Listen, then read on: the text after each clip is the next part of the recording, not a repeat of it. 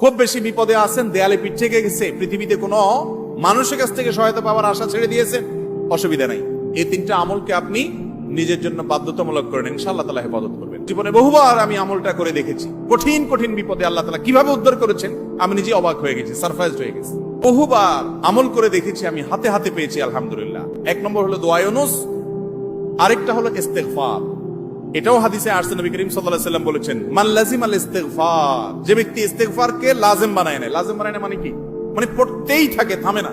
টয়লেটে গেছে তখন শুধু বন্ধ, খাচ্ছে তখন শুধু বন্ধ, ঘুমাচ্ছে তখন শুধু বন্ধ, আর সারাক্ষণ পড়তেই থাকে ইস্তেগফার।